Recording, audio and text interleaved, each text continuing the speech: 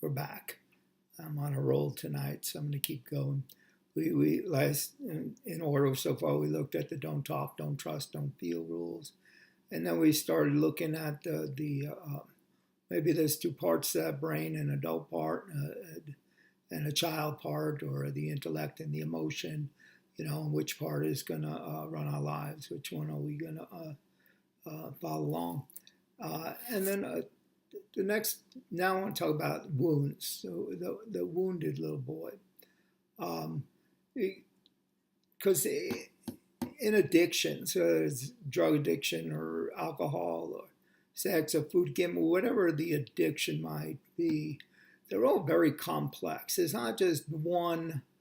Oh, here's your answer. Go fix it. There's what do I call it, like a spider web of tangled things that all make up part of the addict, the alcoholic, or allow them or drive them towards that addiction. There's no one simple solution to any of it. There's a lot of different areas, I think, that we look at and have to do some work around, and so that we can again live that healthy life or healthier life.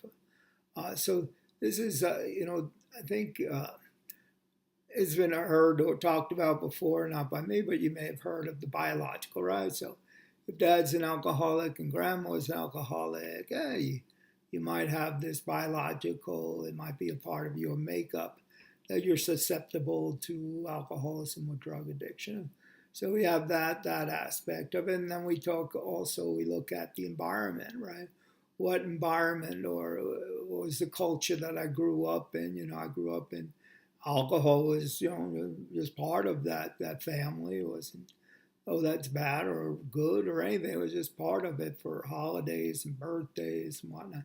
So that was the environment. We learned that. And then the last part, I think that, so I look at it like a cylinder, right? So we got this, or canister, better word. We got, okay, I fill that up with this much biological matter, and I got this much of my environment in there. And then, well, what might push me over the top and not somebody else? Maybe we all have those in us. But what pushed me, I believe, or the best way I can see it, is the traumas. The traumas that we experience, those wounds that were inflicted upon us, or that we inflicted upon ourselves. Those are the things that are going to push us back over the top. So we have those wounds, right? So let's, the wounds, it could be, there was a physical abuse in your home, or mental, emotional, or a sexual abuse that may have been part of your experience. There might have been abandonment, all many things can abuse us as children, and wound us as we go along. With my dad, he was often very critical. I never did anything good enough or enough right, and each time you heard that, well, boom, there's another little wound. Those traumas that we experience. Here's wounds, and so now if we look at a wound, okay, so these emotional wounds or wounds to ourselves or internal wounds we don't really deal with them. If we didn't, well, alcohol, drugs, acting out is a great way to soothe those wounds, right? Okay, yeah. Oh, I don't have to feel them. I don't feel them. I just numb them out, right? If we look at a physical wound, we've all had, we've cut our finger or scratched our arm or whatever it might have been. But we look at that wound and, all day long we're busy. We don't really pay attention to it because we're getting through our day. But at the end of the day, oh boy, that's starting to hurt now. It's starting to throb. It's not really looking too good, So, well, I really have time to deal with it. I'll just take some pain medication, and the feeling goes away, and problem solved, right? And so, but then after a while, the medication wears off, and that wound starts hurting again, Well, maybe if I take some pain medication, add a little whiskey, that'll knock it out, and it doesn't. It takes the edge off and takes the pain away from that wound. However, we didn't deal with the wound, and so if it's a physical wound now, we haven't dealt with it, and so now it's filled with dirt and it's starting to get infected and it's pussy and whatnot. But oh man, I don't want to deal with that. I just put some more pain medicines on top of that, and so it's the same thing with these emotional wounds that we've carried for long periods in our lives. They're festering down there. We haven't dealt with the wounds. All we've done has been putting our drug of choice on top of our behavior that of choice that will cover up that wound, not necessarily deal with it, but at least I don't have to feel it, right? So it's the same thing with the physical. But if we're looking to heal something, right? So after a while, I just can't deal with this physical wound. I got to take care of it. And so first thing I do is clean it out. And it hurts. I don't want to clean it out. Just leave me alone. Just leave it alone. No, we got to clean that wound out. Boy, that hurts and whatnot. And then maybe put ointment on it and cover it and protect it. Make sure it doesn't get banged up or bounced up. Oh, and then before you know it, the physical wound is healed. And there's a scar. Scars are reminders, right? Oh yeah, remember when I ran into that wire fence? You know that was whew, that was a pretty bad one there, right?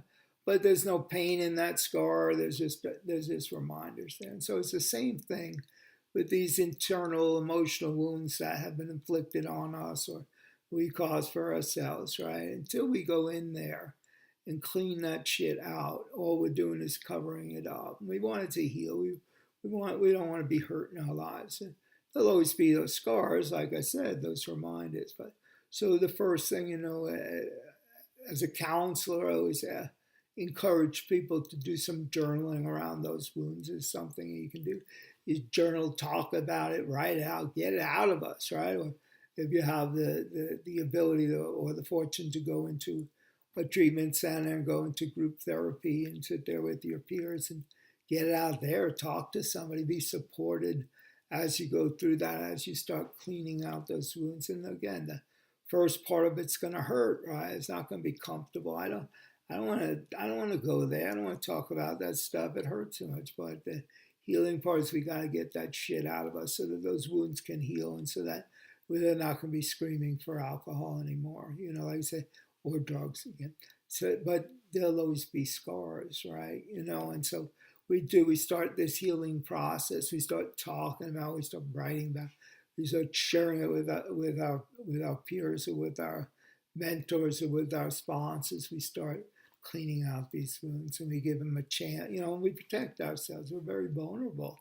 I got to find those trustworthy people in my life that I'm going to talk to this stuff about and get it out. But that's the beginning of the healing process, is to clean out those old wounds. And I want to go back to the physical wounds and talk a little bit more about that. We all have that person in our lives. It could be our long lost uncle or the guy down at the grocery store, or that had a run in with the bandsaw. And well, he lost a few fingers. They just don't have them anymore. They're gone. And he could wish and hope and pray that those fingers going to grow back, but they ain't. They healed over, but those fingers ain't growing back. So what has he done? Well, he's adapted to life. He's learned how to use his ring finger instead of his index finger to pull the trigger. So he's learned how to adapt with what he has. And so for us addicts and alcoholics, as wounded people, that there were some wounds that were so deep, that were so bad, that we've lost pieces of ourselves. But we have, and that ain't never gonna grow back. That ain't, but it's gonna heal over, and we're gonna adapt. We're gonna learn to adapt with what we do have. We're not gonna go back to 100%. We're not gonna go back to whole, but we will be healed, and we'll be able to adapt with what we have. The other thought that I had on wounds, the scars, right? I want to talk a little bit more about those scars, right? So they remind us, right? They remind us of the wound. Oh yeah, I remember that. It's the same thing with these emotional wounds. There's going to be reminders in our lives that we're going to come across that uh, that bring up those old feelings, right? Maybe not as intense, once we did some of that healing work, they might not be as intense, but they're still going to be reminders. I know for me, I can share that for Christmas is still a very difficult time in my life, where it should be so, one of those joyous periods in our lives, times, great memories and whatnot. A lot of my Christmas memories were not very joyous. A lot of them were pretty chaotic, and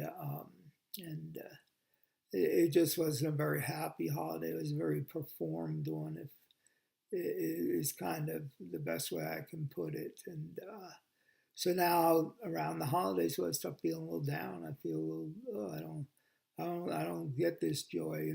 Those old scars are there from this holiday coming up, and everybody, and so as I go forward, I practice making new Christmas memories, and I have a few of them now, and so now I can go to them instead of allowing those scars and those old wounds bring me back to those. Where I don't have to stay back. I can recognize it. So that's a little bit of just talking about our the wounds, and again the whole complexity of addiction. That now you're talking about wounds, you're talking about little boys, you're talking about rules.